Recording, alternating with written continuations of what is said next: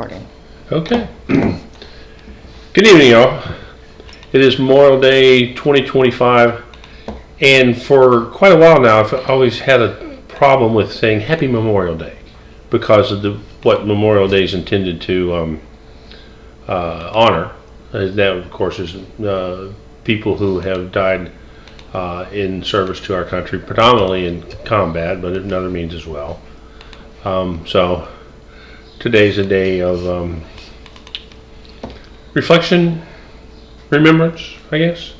But anyway, tonight, hoping to enjoy something from the Nelson's Greenbrier Distillery in Nashville, the Nelson Brothers Whiskey Reserve Bourbon, a blend of straight bourbon whiskeys, and this is at a whopping 107.8 proof. What? Yeah. Here, the propaganda on the back of the bottle. Siblings don't always see eye to eye, but Andy and Charlie Nelson are of one mind about whiskey that bears their name. This artful blend draws from their choicest lots to create robust high rye bourbon graced with notes of dark cherry, spice, and vanilla. Signed by Charlie Nelson, and W.A. Andy Nelson. Please enjoy responsibly, it says. While I get this open, I'll let the production team share some of the information they found about it. They went on strike. They want scotch. Yes. And can you blame them? Let me see the bottle again. we were going to have tequila with dinner tonight. Well, we didn't. I forgot. That's okay. We don't We need had carnitas tacos of sorts, I guess. Greenbrier Reserve Bourbon. It's not Tennessee whiskey. No, it's bourbon whiskey. Classic Brothers was Reserve, maybe. It's a, yeah, there it is. Okay, picked this up at Johnnie Ganum's down in Savannah at the recommendation of Tad. If you buy 3 or more bottles from the distillery, get free shipping. Woohoo! Like you need 3 or 4 more bottles of anything. I could probably misplace 3 and not know it. You'd know it. You have a spreadsheet. I do have a spreadsheet. So, anyway, lovely crafted bottle here. Aged an average of 6 to 7 years. Expect notes of cherry, allspice, cinnamon roll, hazelnut, and baked apple pie. After 2 brothers from Nashville, Tennessee discovered their triple great-grandfather was one of the most successful whiskey distillers in pre-Prohibition America, they vowed to revive the defunct family business. I wonder if they had some sort of satanic ritual to revive it. Maybe. What is bourbon? They thrive in the heart of Nashville, operating under Distillery Spirits Plant Number 5, whatever that means. That's where Driver 8 went to rest. Okay. Take a break. Let's see. We already know that it's almost 108 proof. Mash bill is corn, rye, and malted barley. Well, that's specific. Not. Let's see if another web page gives us. Well, they declared it to be a high rye bourbon. They can declare it to be Whatever they want. a pony if they want to, yeah. Have you heard, this is from Bourbon Obsessed. Have you heard of Nelson's Greenbrier Distillery? If you have been into bourbon for a while, you are probably familiar with their Belle Meade line of bourbons. Had that, yes. The bourbons that originally put them on the map. In fact, some of the Belle Meade special releases have a cult-like following and were very difficult to come by. Belle Meade bourbons are sourced from MGP in Lawrenceburg, Indiana, but times they are a-changin', as they say. Rebranding is going on, and there are new flagship whiskeys now under the Nelson Brothers Whiskey brand. Cinnamon graham cracker on the nose. You get that? Okay. Yeah. That's not this. This is Reserve Bourbon. Okay. So this is being tasted after it rested for 15 minutes in a Glencairn. So Bourbon Obsessed claims sweet caramel with some creme brulee character and vanilla, apples, dark plums, honey sweetness, hint of milk chocolate. noticeable alcohol. Noticeable alcohol in the nose. A lot of dark fruits listed there. Well, they only listed one fruit. Apples and plums. Apples and plums. I think somewhere it said cherry. Okay, here it said cherry. There. Right. Okay. The distillery itself says the nose is cherry, maple syrup, sweet mint, and cinnamon roll, which just sounds dreadful. I like cinnamon rolls. I do too, but all that combined, cinnamon, maybe not. Syrup. Maybe not. Okay. So, Drink Hacker, do they have anything that's unusual?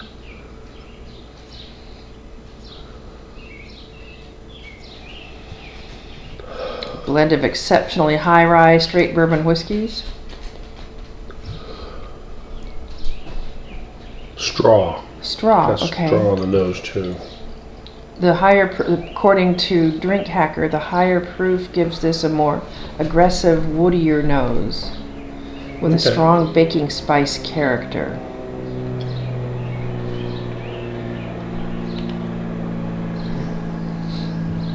Breaking bourbon, they often have little deets. I'm going back and forth between the undisclosed mash bill. Cinnamon, graham cracker. That sounds good. Woody straw. And maybe a little bit of cherry. Cherry or vanilla. Drink Hacker, or Breaking Bourbon also says charred aged oak on the nose. I would have to actually smell some charred aged oak to be able to identify that. Well, you'd know what a charred oak smells like. Well, it's just like a burned tree. Right. All right, going in for a taste. Okay.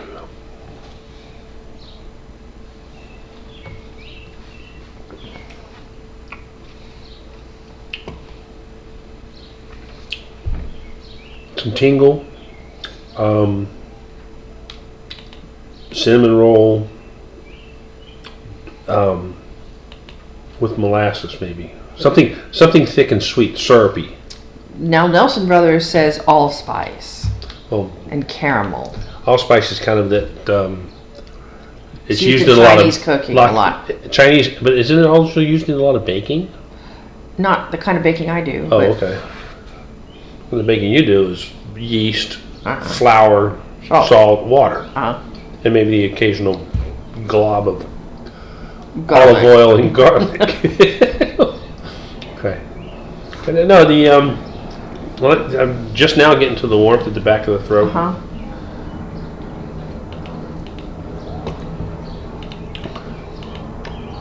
So Drink Hackers, you like it? This is really nice, yeah. I like the high rye. I like the subtle sweetness. Drink Hackers all about the wood. Yeah. Tempered with sunnier notes of brown butter, orange peel, and cinnamon heavy spice. Yes. But you're getting that. Yeah. That's what you said. I'd probably have to hunt for the orange, but it's altogether a bit ruddy and burly. Well, I'm a ruddy, but approachable. Guy. You are. I don't know about approachable sometimes. Peanut shell and some pencil lead notes linger on a decidedly savory finish. Is that Drink Hacker? Yes. They're reaching for the stars. Proof fiends will love the higher ABV here. I tell you what, it's that it's a higher proof, but it is not burning your nostril hairs. I mean, I guess for those of us that don't like a higher proof, you just add water. Yeah. But do you even want to nose it? I do not. I wouldn't. There's not enough water on the planet to just. I got a full cup here. Well, for me to drink bourbon. Half full cup. I don't remember the price point of this, but like I said, I've got it at Johnnie Ganum's down on Haversham. I say about $59, $60. Yeah, I think that sounds about right. Tad, Mr. Ganum's nephew, who's there. He is so pleasant. I'm so sorry I didn't get to go to Savannah when we were down last year in Hilton Head. Ooh. Cinnamon bread or cinnamon toast? Cinnamon toast, I think, because it's got the butter and the more sugar. Mm-hmm. And less of the flour bacon. I like the whiskey. I'm glad. I would make this a buy. Even at $60 a bottle. Absolutely. I'd make it a buy. A buy. Yeah.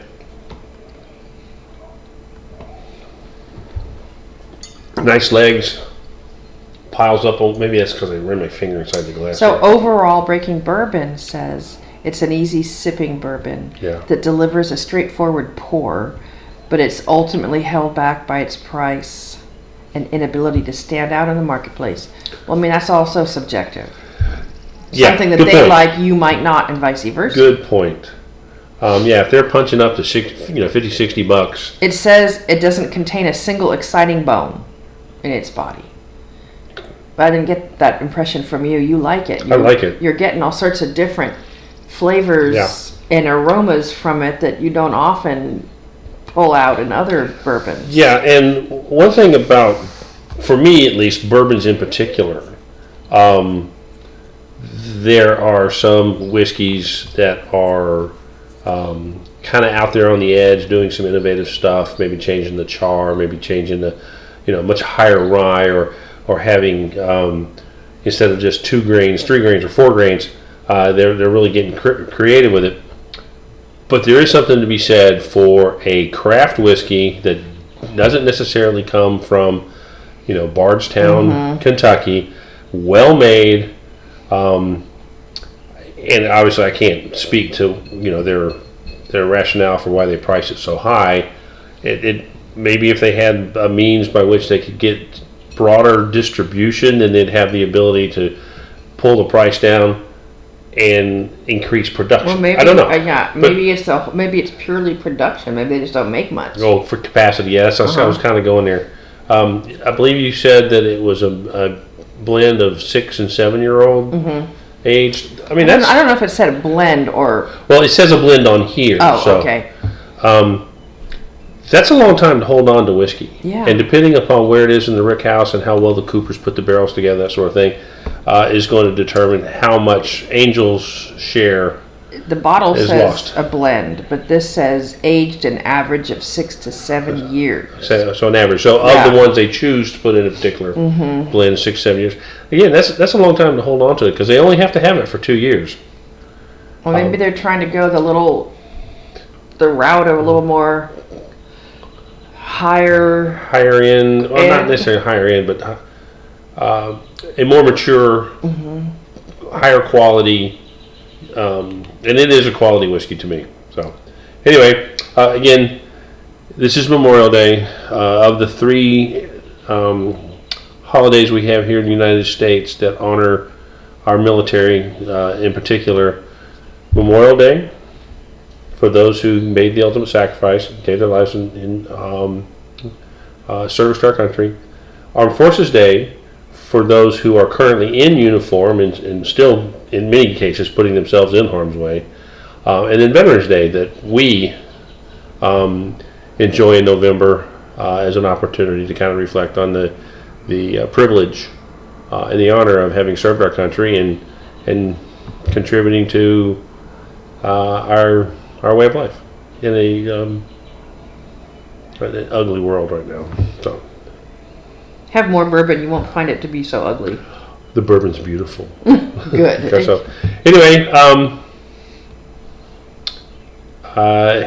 did do the Rolling to Remember ride yesterday. What happened? You made a face. Did the Rolling to Remember ride yesterday. It's the successor to Rolling Thunder, and it is growing in its. That's on your screen. Oh, good God. Yeah. Oh, I can make that never show again. Please do.